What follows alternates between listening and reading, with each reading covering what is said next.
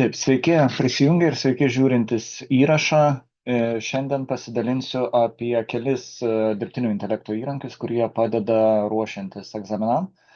O taip iš tikrųjų bet kokiose situacijose. Tai manau, tie, kas iki šiol nenaudoja arba naudoja labai mažai, turėtumėt visai nieko naudos pamėginti, pasibandyti ir tai, kas pritaikoma ruošiantis egzaminam, pritaikoma ir šiaip kasdienoj. Tai šiandien turim valandą, pirmas 20 minučių Notebook LM'as, Google įrankis, kitas 20 minučių ChatGPT. Jeigu tarpuose bus klausimų, tai drąsiai prašau užduoti ir važiuojam. Taip, tai dalinuosi ekranu. Patraukiu save į šonelį. Taip, tai Notebook LM pirmiausia. Tai yra Google, arba dabar, kaip jie bendrai vadinasi, alfabeto produkcija.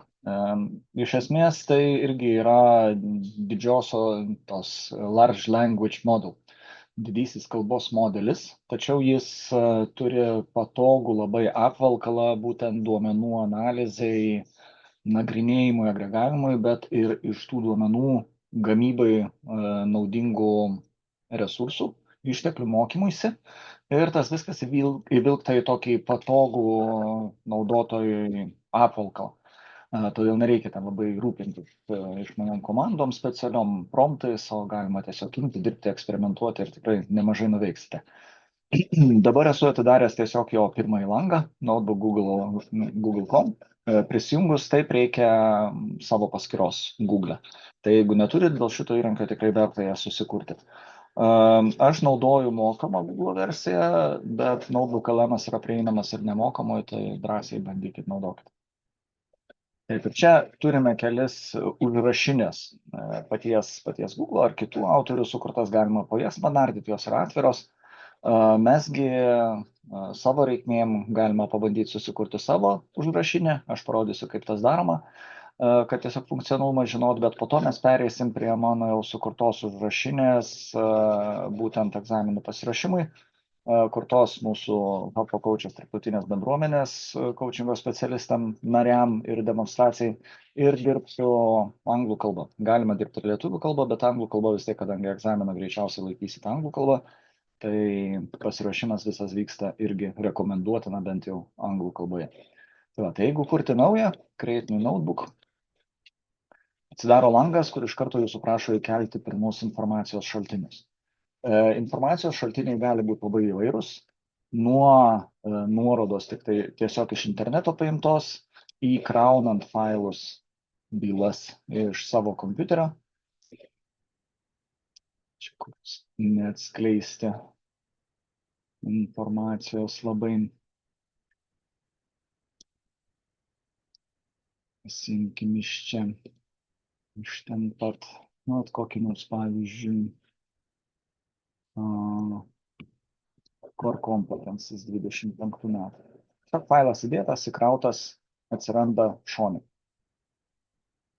Po to pirmo lango jis pradingsta, tai kad rasti yra čia va viršuje, kairė, kampe, add sources, prisideda papildomai. Ar tai per internetą galima tiesiog vesti ir spausti šitą mygtuką, jūs tiesiog internete ieškos šaltinių, jūs pasirinksite, kuriuos jūs norite pridėti. Labai patogu su YouTube dirbti, kadangi YouTube nuorodas galima pridėti tiesioginę YouTube nuorodą. Ir jeigu tai yra atviras šaltinis, tai yra neuždarytas tas video jums privačiai, tai bet kokį atvirą YouTube video jis iš karto paima ir įsideda. Galima dirbti tiesiogiai su YouTube video.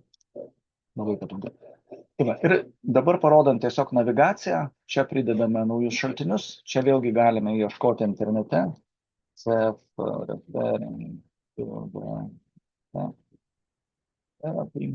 Pavyzdžiui, duos pakankamai daug daugiausių šaltinių, tai pravartu pasižiūrėti, kurie šaltiniai yra iš tikrųjų jums reikalingi, naudingi, atsirinkti ir įsitraukti tik tuos, kurie yra parankus. 7 šaltinius rado. Galima tiesiog peržiūrėti, kurie yra, juos dabar visus susižymėjęs, bet mums, pavyzdžiui, reikia tik tai iš ICF puslapio, tik tai šito šaltinio, tik jį ir įsitraukiam. Ir jis pasiema tą šaltinį.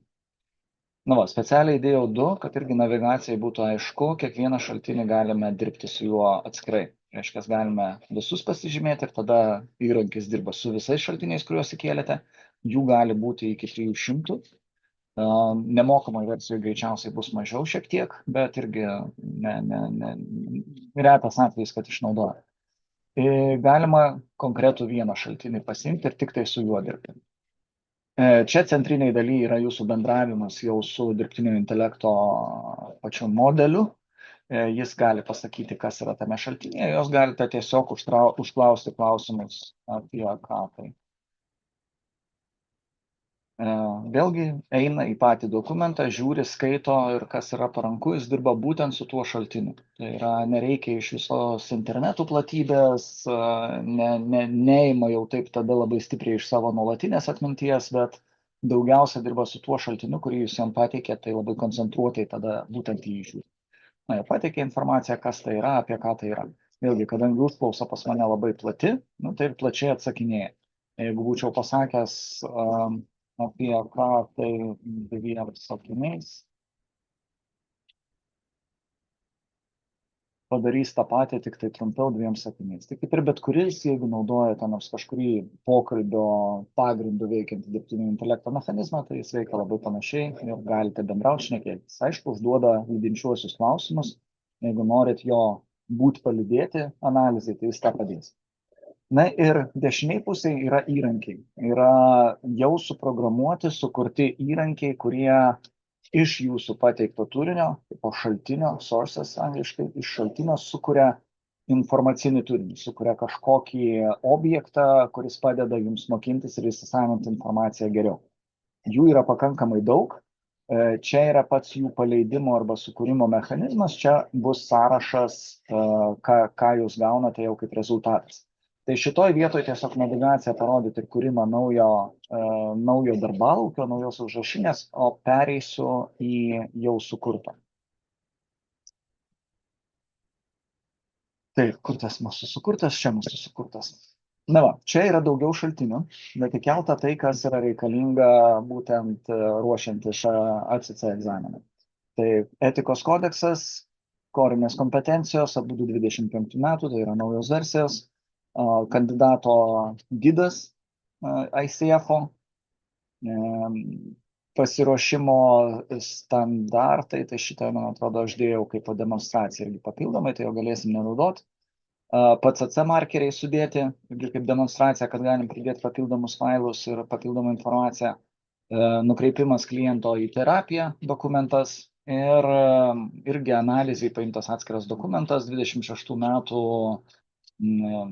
ataskaita ICF apie coachingo ateitį. Tai va, bet egzaminui mums reikalingi, galim pasirinkti šituos, kurie yra pagrindiniai, kertiniai. Ir va, galim, pavyzdžiui, neimti irgi kandidato gido, bet pasiimti tik tuos 3 dokumentus, iš kurių sudarytas egzaminas ir mokintis iš jų. Arba galime su kiekvienu atskirai dirbti. Vėlgi, kas jau yra pagaminta, ką verta parodyti. Tai čia klausimais, uždavinėdami klausimus dirbtiniam intelektui, galime irgi gauti informaciją, gauti įžvalgas, gilintis toliau, eiti tolyn. Bet šito įrankio pagrindinė vertė yra tame, ką jis pagamina kaip papildomus tos objektus. Ir pavyzdžiui, yra flashcardai, tai tos atminties lavinimo kortelės vadinamos. Ir čia aš jau iš karto sukūręs iš anksto, nes šiek tiek užtrunka. Šiek tiek užtrunka jas kurti. Bet kurį iš tų objektų. Tai atsidarius flashcardus galime išsididinti ir tiesiog yra iš medžiagos tos parašta informacija. Ir jis jau nenukrypsta, jis ruošia tą įrankį tik tai iš medžiagos, kurią jis pasirinko. Tai kokia organizacija yra apibrėžta kaip pasaulyje lydinti, pirmaujanti coachingo asociacija Codovetis. Mes tiesiog paimam ir pažiūrim, The International Coaching Federation. Taip ir veikia flashcardai. Tai yra, parodo informaciją, bandom atsakyti, pasižiūrim. Parodo informaciją, bandom atsakyti, pasižiūrim klausimą. Tikriausiai matėte, kaip flashcardai veikia. Tai vienas objektas. Kitas objektas gali būti vadinamas ne smegenų, o minčių žemėlapis. Tai irgi yra paruošta pagal kandidato gidą. Ir jeigu pasižiūrėti jį išplėtus, tai parankus įrankis susisteminti visą informaciją, pasižiūrėti ją sistemingai, kas su kuo susiję ir kur keliauja. Pavyzdžiui, tinkamumo reikalavimai išsiplečia, ir reikėjo nepaspausti, iš karto nuėjo į tekstą. Matom sąsajumą, kas su kuo susiję ir iš kur kokia informacija ateina. Pavyzdžiui, jeigu norim paskaityti toliau apie level 1, level 2, eina irgi informacija. Paspaudus keliauja aprašas tos informacijos, ištraukimas iš būtent to šaltinio, pagal kurį ta informacija buvo paruošta. Kvizas tikriausiai dažniausiai naudojamas objektas, tai testas, klausimynas, kuris irgi parengtas konkrečios informacijos pagrindu, jums tiesiog padeda mokintis ir turite atsakymus. Klausimą, atsakymus, aš nežiūrėdamas dabar teisingo, neteisingo, tiesiog renkuosi ir man jis sako, kad nepataikiau, šitas buvo teisingas, pagrindžia, kodėl šitas buvo neteisingas, kodėl šitas teisingas, einant prie sekančių. Tokiu būdu vėlgi galim mokintis prisikūrę savo šitų egzaminų, kvizų tiek, kiek mums norisi, tiek, kiek reikia, iš visų informacijos šaltinių arba iš pavienių. Tai yra galim sukoncentruoti į tik tai etikos kodeksą, arba galim padaryti iš karto simuliuodami arčiau egzamino iš visų 3 dokumentų ir turėsim arčiau egzaminį dokumentą. Galima pasidaryti skaidruolės, slaidus, prezentaciją. Prezentacijas neblogai daro, čia jau pakankamai senai daryta, dabar manau jis bus netgi patobulėjęs. Tada iš informacijos ištraukia esminę, jeigu jums mokintis yra patogiau skaityti tokią formą, koncentruota, vizualizuota, padaro tokio pobūdžio prezentacijas. Vėlgi, jums šito vietoje daryti nieko nereikia. Paspausti mygtuką, jis padaro visą prezentaciją. Žemėlapis, infografikas, čia bus jo. Sertifikacijos žemėlapis, paprašiau padaryti infografiką. Tai jis vėlgi minimalus aprašymas, bet pasiėmė iš to turinio, koks yra visas kelias, kur galime nukeliauti, ką reikia žinoti, ką išmokti, kad pasiekti ACC sertifikatą.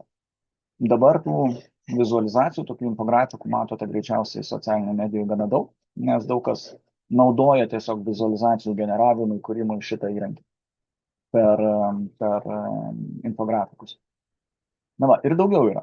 Vieni tokie ryškesnių yra, pavyzdžiui, video, nesigirdės jums dabar garsas, bet sugeneruoja irgi video pristatymą. Eina pasakojimas ir vizualizacija to pasakojimas. Tai reiškia, to turinio, kurį pasirinkote, pagrindu sukuriamas video pasakojimas atskleidžiantis esmę tos informacijos. Taip pat yra 2 žmonių podcastas. 2 žmonės kalba tarpusavy, kurie yra simuliuoti dirbtinio intelekto, bet šneka tarpusavy to turinio pagrindu ir pasakoja, ką ten išmokė, ką ten galima sužinoti. Žodžiu, labai daug objektų, matot, kiekvienas iš jų yra atskiras. Čia yra prezentacija, čia yra audio apžvalga, video apžvalga, minčių žemėlapis, ataskaita, galima iš šaltinių visų pasidaryti išsame ataskaitos formatu. Flashcardus minėjau, kvizą rodžiau, infografiką rodžiau, data table mums šiuo atveju nėra naudinga, nėra reikalinga, tai duomenų analizės įrankis. Kas čia svarbu pažymėti? Visa tai sukurta, sugeneruota ir pasirinkus nors vieną šaltinį galite iš karto spausti mygtuką ir generuos ir darys. Bet yra rodiklės iš šono. Rodiklės iš šono leidžia mums šiek tiek parametrizuoti tuos įrankius, pasakyti, kokių mes jų norim. Pavyzdžiui, pasiimti korinės kompetencijas 8 ir einam į infografiko pagaminamą, pasirenkam meniu. Galim pasirinkti kalbą. Siūlyčiau, rekomenduočiau anglų kalbą mokintis, vis tiek laikysit greičiausiai anglų kalbą, bet galima pasirinkti ir lietuvių kalbą. Pasirenkam, ar tai bus tas gulščias statmenas, ar tai yra portretų, ar tai yra kvadratas. Kol kas tokios opcijos. Galim pasirinkti stilių, tiek, kiek jis siūlo, bet nebūtina rinkti stilių, galime aprašyti. Concise, standard ir detailed pasakom, kiek informacijos norime tame infografike. Ar tai daug teksto, tai bus detailed, ar concise, tai bus mažiau teksto, bet daugiau esminė. Ne? Tai pasirenkam standard, o čia galite aprašyti tiksliau, ko norite ir kokiu stiliumi. Tai pavyzdžiui, pateik visas aštuonias kompetencijas stulpais, kolonomis, o jų viduje keliais žodžiais kiekvieną subkompetenciją naudok šviesias spalvas ir graiko-romėnišką stilių, jeigu toks egzistuoja. Na va, ir paleidžiam generuoti. Kol jis generuoja, nes vėlgi nuo to, kiek yra informacijos, kiek mes pasirenkam šaltinių ir kokią sudėtingumą užduotį duodam, generavimas šiek tiek užtrunka. Tai kol jis generuoja, aš parodysiu dar ką nors kitą, pavyzdžiui, tą patį testą irgi galima parametrizuoti. Kiek norit klausimų, mažiau, daugiau, kiek norite sudėtingumas, kad level of difficulty tai būtent klausimų sudėtingumas, ar tai lengvesnis, vidutinis, sudėtingas. Na ir galima netgi iš to šaltinio, ką mes pasirinkome, tai šiuo atveju korinės kompetencijos, kertinės kompetencijos, galima netgi pasakyti, kad tai tegu būna kvizas tik tai iš pirmos kompetencijos arba tik tai iš antros kompetencijos. Žodžiu, galim parametrizuoti dar giliau ir detaliau.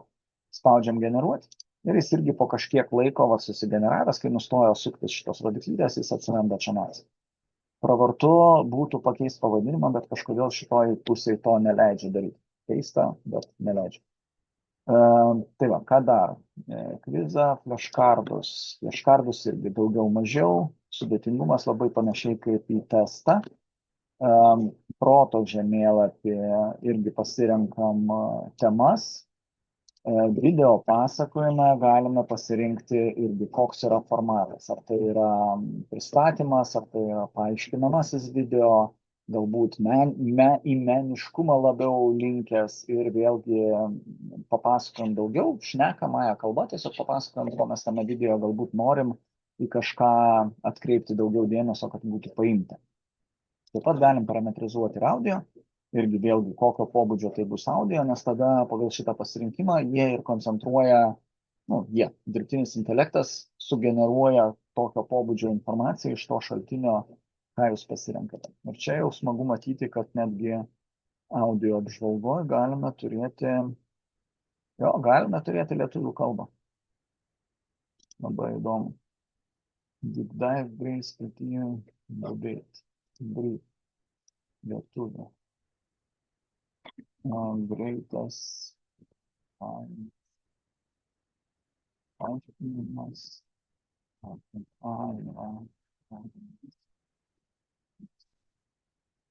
Čia pasidarė kaip lietuvių kalba, nes tai paskutinį kartą šitą rodį, kad nebuvo lietuvių kalbos audio video. Na va, pageneravo, sukūrė šitą, ką užsakėm pirmiausia, infografiką. Tai vat matot, akivaizdžiai atsižvelgia į viską, ką esame pasakę. Čia galėtų būti detalumo daugiau, tai vat galima jau, kaip sakant, kabinėtis ir bandyti dar detalizuoti, nes ne visas. Tai aprašyme reikėjo tada pasakyti, kad visas korinės šitas subkompetencijas įvardintų, kitaip galbūt būtų sustruktūrizavęs. Bet iš esmės, ko prašėm, tą gavom. 8 kolonos, 8 kompetencijos, augimas, sąmoningumas, klausimasis, buvimas, presence, esaties. Gal esaties išlaikymas, pasitikėjimo ir saugumo kūrimas, susitarimų nustatymas ir lietuviškai, kaip matome. Verčia jau tikrai neblogai, jau šiais laikais su kalbos vertimu ir su simbolio atspindėjimu nėra didelės bėdos. Lai generuoja, bet iš esmės tai yra tiek. Tai yra viskas ir šito įrašo aprašyme, apačioje jo, nes įrašas bus YouTube'e, tai aprašymo apačioje rasite ir galite pasižiūrėti dabar, jeigu žiūrite įrašą, tai rasite ir nuorodą į būtent šitą užrašinį. Būtent šitą užrašinę ir su ją galite drąsiai dirbti, bandytis ir žiūrėti, kas jums gaunasi. Toliau. Kaip minėjau, 21 minutė, Kęstutis nebent klausimą kokį turi, tai pasistengčiau atsakyti, greičiausiai čiate, jeigu bus klausimas. Aš sustabdau sharingą, pasižiūriu čiatą. Klausimų nėra. Judam toliau. Taip, dalinuosi tada vėl. Sekantis įrankis, kurį norėjau parodyti, ir taip pat yra labai naudingas ruošiantis sertifikaciją ir seminars, bet be abejo ir šiaip gyvenime, ChatGPT. Vienas iš populiariausių, jie tarpusavį rungtyniauja. Rungtyniauja to paties Google Gemini pokalbių įrankis, Anthropico cloudas, ChatGPT, dabar irgi buvusio Twitterio X-o Grokas, tai jie visi viens kitą vis kažkokiais parametrais vis aplenkia, vis naujesnė versija, vis peršoka. Kodėl rodau dabar su ChatGPT? Matyti prasčiausias yra kol kas ir daugiausia turi tokių vartotojui patogių funkcijų, ne tik tai, kad jis protingesnis, bet jis tiesiog funkcijų turi daugiau vartotojų palengvinančių darbą su juo. Tai prisijungti irgi einat tiesiog chat.com. Galite naudoti visiškai neprisijungę, bet labai ribotos funkcijos bus. Pradės greitai sakyti, kad kažko jam trūksta, kad prisijungkite. Prisijungus ir nemokamai versijai irgi galima dirbti. Jis jau turės daugiau atminties galimybių, galima bus netgi projektus kurti. Bet vėlgi rekomenduotina, jeigu nori tokio efektyvesnio šiek tiek darbo ir pagalbos, tai bent jau tą 20 eurų, ar kiek ten dabar kainuoja, versiją nusipirkti. Plus versija. Tai va, nuo ko siūlyčiau pradėti irgi su ChatGPT, tai šiek tiek tokios pažinties apie jo atminties lygius, nes tas mums reikalinga darbe. Tai yra 3 atminties lygiai pas šitą įrankį. Kiekvieno pokalbio metu, tą, ką jūs viename pokalbėje su juo šnekate, tą jis atsimena. Tai yra pokalbio atminties lygis, chatas. Tada yra projektas, galima susikurti naują projektą, pavyzdžiui, ruošiamės egzaminui su CLT, sukuriam projektą. Atsirado šone, kairiai pusėje projektas ruošiamės egzaminui. Ir jame gali būti eilė pokalbių, daug pokalbių. Tai tie pokalbiai vieni tarp kito, kaip ir vieno projekto apimtie, jie naudojasi tą pačią globalią projekto informaciją, kokius failus jūs čia prie projekto sukelsit. Tai visi pokalbiai šitame projekte tą informaciją matys ir galės su ją dirbti. Tai pas mane yra keletas projektų įvairiausiom paskirtim ar coachingui, pasiruošimui ACC. Čia buvo kita demonstracija su mano bendruomenė. Ir HubSpot coaches bendruomenės, žodžiu, turiu daug projektų pakankamai ir jos, jeigu atsidarius, yra eilė pokalbių, kuriais dirbu ir sprendžiu tam tikras specifinės užduotis. Tai bet čia susikūrėm savo. Ir projekto apimtie irgi galime susikelt failus, susikelt bylas, tą parodysiu šiek tiek vėliau. Dabar noriu dar parodyti labai greitai aukščiausią atminties lygį, reiškia visos sistemos. Tai jeigu nueiti į čia apačioj kairiai pusėje, kur yra mūsų vartotojo paskyros meniu, yra personalizacija, personalization. Ir įjungus šitą opciją yra galimybė įsijungti atmintį. Tai vienas dalykas, ką verta įsijungti, reference saved memories, tai reiškia, kad į išsimintus dalykus pokalbio metu dirbtinio intelekto modelis kreiptų dėmesį, kad atsižvelgtų į tai. Tai tikrai efektyvesnis darbas, nes kitaip jis tą, ką jūs ten susitarėt vienam pokalbį, užmiršta ir nenaudoja. Ir chatų istorija, kad irgi galėtų remtis. Šitos 2 įjungti, kad galėtų išsamiau jums atsakyti ir atsimintų, kas buvo su jumis kalbėta ir dirbta. Čia šitą more about you galite parašyti informaciją apie save, kas esat, kuo dirbat, esminė informacija, tada jam nereikės kiekvieną kartą, kiekvieną pokalbį vis tą priminti, jeigu jums tai aktualu. Ne? Tai va. Ir custom instructions labai irgi svarbu. Kiekviename šitame dirbtinio intelekto įrankyje verta susirašyti savo taisyklės, ko jis negali daryti. trinti failų, ar ten galima įrašyti taisyklę, kad nebūk toks draugiškas ir palaikantis, kad duok man informaciją konkrečiai, tiesiai, nedaug žodžiauk, nurodyk visada šaltinius, iš kurių informacija. Tai tokio pobūdžio instrukcijas reikia surašyti čia ir jis tada jas ne visuomet, bet stengsis atsižvelgti, nes vis tiek galioja aukštesnio lygio, jau suprogramuotos instrukcijos, jis jas pirmiau žiūri. Čia taip pat galite nustatyti jo bendravimo lygį. Mažiau šiltumo, mažiau entuzijazmo, emodžių mažiau naudoti ir panašiai. Galite pakeisti šitos nustatymus, nes pradėjo skųsti žmonės, kad per daug naudoja emodžių. Ir toną galite nustatyti. Paskutinis, ką čia noriu parodyti, yra atmintis. Jinai įsirašo va čia memories.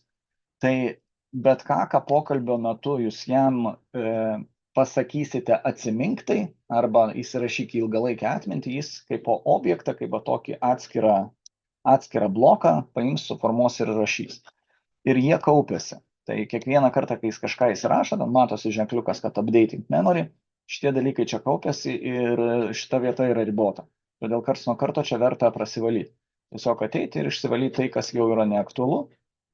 Aš ką darau, tai aš paimu visą sąrašą, persikeliu į Wordą, tą Wordą duodu jam atgal, sakau, tu dabar sukonspektuok, apjung vienodą informaciją pasikartojančią, išmesk, kas pagal datas jau yra neaktualu ir padaryk blokais, atskirais blokais įrašus ir aš tada jam duodu jau atsiminti tik tuos blokus. Aš taip sukonspektuoju atmintį apie save į konkrečesnius tokius įrašus, kad tai nebūtų pavieniai sakiniai, o blokai informacijos. Ir va čia kas su punktais, tai čia jau sublokuota informacija sugeneruota.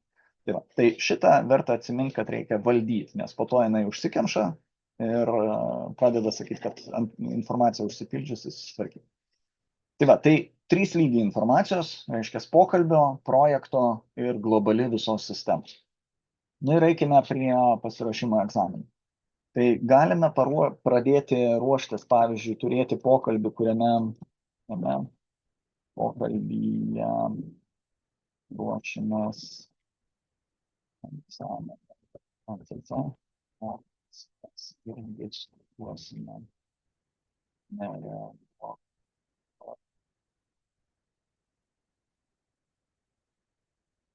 pasileidžiam vieną, atsiras pokalbis išsaugojo, jis turėtų sakyti, kad okei, supratau, per daug nieko daugiau nesakyti. Ir vėl tam pačiam projekte, naują pokalbį, šiame pokalbyje mes spręsime ACC egzaminą užduotis, simuliuosime egzaminą. Nereaguok.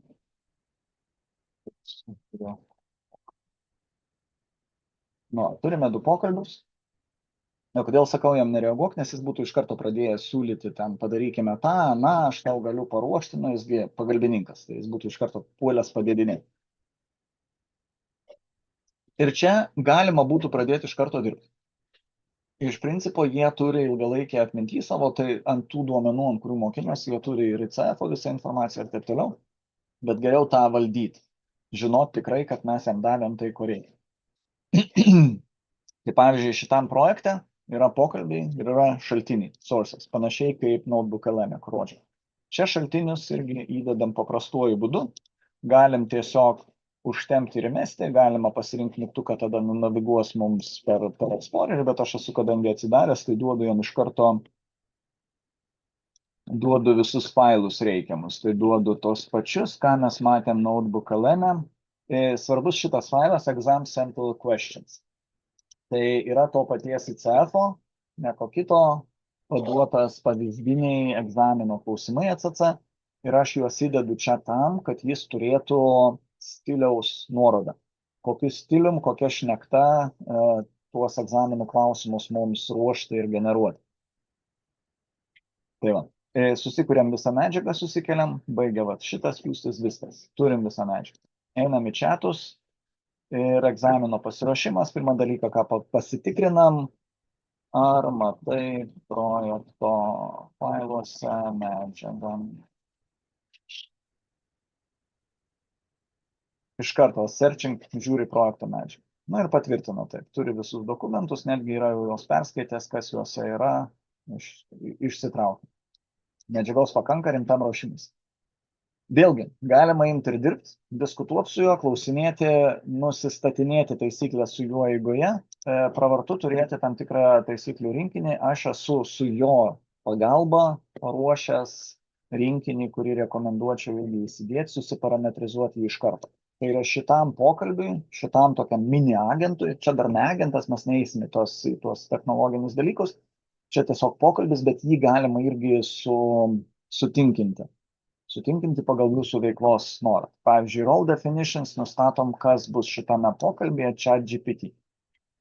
Tai aš gal jam pirmiausia pasakysiu, dabar aš duosiu eilę instrukcijų, reaguok kaip vadinamo supratimai. Vėlgi, tam, kad apriboti jo daugžodžiavimą, kad jis man čia ne. Tai va, duodam rolę, kaip jis veiks, kad jis kaip egzamino pasiruošėjas, ruošiantis profesionalus coachingo specialistus. Ne? Vieną duodam, rolės apibrėžimą. Supratau, priėmu. Kitas žinių ribos, iš kur jis turi imti informaciją, kad tik tai iš oficialių ICF šaltinių, etikos kodekso, taip toliau. Apibrėžiam visą, iš kur jis tą pasiema. Čia white matters, tai čia daugiau komentaras man pačiam, kodėl mes šitą jam duodam informacijos gabalą ir instrukciją. Tai ir tiek, tiesiog suduodu. Tai čia nieko nevyks dabar, nes tiesiog jis gauna tas instrukcijas ir patvirtina, kad jas priima. Mes galim pasižiūrėti, kas čia dar yra. Yra tono, kaip jis bendrauja, nustatymas, kad tai būtų vengti to tokio perteklinio palaikymo. Oi, kaip gerai pavarei, nors ten klaidų pridarė. Nereikia mums to, suaugę žmonės esam, perteklinio palaikymo. Jo reikia palaikymo, bet perteklinio ne. Tikslumo protokolas, kad įsivardinam, kad jis turi atsakymus visus teikti tiksliai, su nuorodom, su kreipiniais į konkrečias kompetencijas, jeigu mato kažkokius pažeidimus, klaidas. Sesiją, jeigu duosim analizuoti, čia atskiras visiškai reikalas ir susitikimas gali būti tame, jau pažymėta separate workshop, kaip sesijas nagrinėti. Egzamino simulaciją padarysim kitam chat'e. Cognitive discipline rule reikia, nes čia kaip jis analizuoja informaciją ir kaip jis bendrauja ir atiduoda.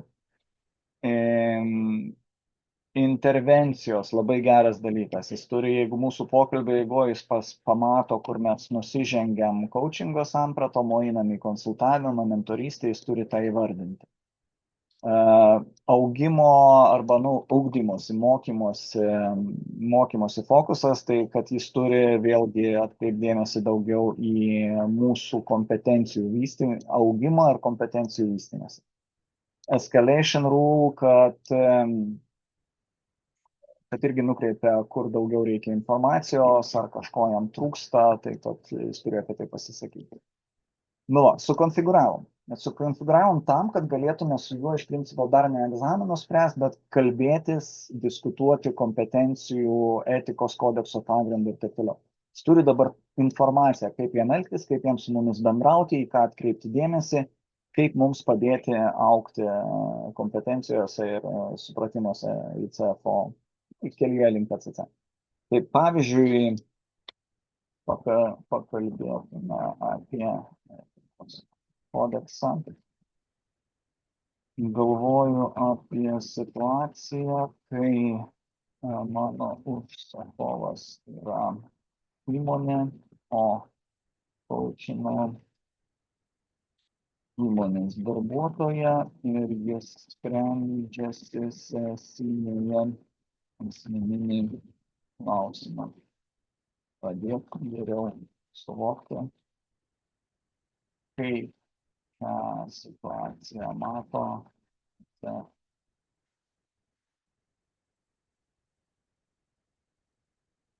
Paaiškinu. Keli esminiai elementai, konfidencialumas, autonomija, svarbiausia suprasti, fundamentaliai CEFO poziciją, relevantus klausimai, žodžius jis, aišku, naudoja kartais įdomus. Etikos principus pabrėžia, šitą norint kliento tikslų funkcionalų augimą. Nu, išdėsto daug informacijos, paaiškina, su ko coachas dirba ir taip toliau. Tai tokiam mokinimuisi, supratimui tikrai pateikia daug. Dar neprašau, dar vienas svarbus aspektas. Kartais coach pradeda jausti spaudimą iš organizacijos. Nu, visus aspektus atkreipia ir ką stakeholderiai gali sakyti ir kur surasti sudėtingas problemas ir situacijas galite šitoje vietoje. Tai žodžiu, tokiam mokinimuisi, bendravimui, šnekėjimui, nes iš kiekvieno šito jo pasakymo ir nukreipimo galima toliau tęsti temą. Kažko nesupratot, kažką reikia pagilinti, padetalizuoti, vėlgi pasižymit, permetat klausimą. Labai gerai duoda nuorodas, iš kurio dokumento ima, ką cituoja, ne? Kitaip tariant, taip. Nu ir pavyzdžiui, kaip pavyzdį tiesiog, ką patartų poniai paskaityti be atsakymo agendos, kad šiuos aspektus surasčiau gerai.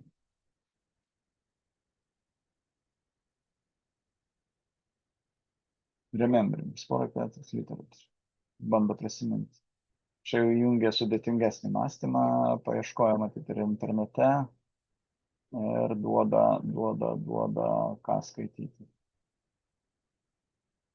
Netgi su nuorodom.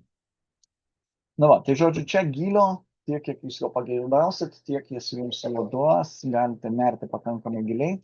Na ir tiesiog tai gera opcija, bendravimo tokiu šnekamuoju būdu, mokintis su juo vis karts nuo karto pabendraujant pašnekant. Bet dar įdomesnė funkcija yra naudoti jį kaip tokį nuolatinį testo generatorių. Jeigu ten notebook LM turėjom susigeneravai ir turėjo sugeneruotos, tai čia toks jis gali būti, turiu 5 minutės vakare, šau klausimą. Turiu 10 minučių, duok man 5 klausimus. Toks operatyvinis nuolatos ir kaip aš jį naudojau, tai aš kiekvieną tam, kai turėdavau laiko prieš atsitą egzaminą, aš imdavau ir jam duodavau, duok 10 klausimų iš etikos. Duok 10 klausimų iš korinių kompetencijų. Tiesiog taip dinamiškai su juo pastoviai dirbant, bet tam irgi jį reikia šiek tiek paruošti. Ir kodėl aš šitą atidaręs, o kito neatidaręs. Turiu kitą dokumentą. Mock exam calibration. Pasiruošimas egzaminui. Tai irgi ne pats savarankiškai, su jo pagalba išsigryninam, susiderinom, ką jam reikia pateikti kaip instrukcijas. Teikiu instrukcijas šiam pokalbiui.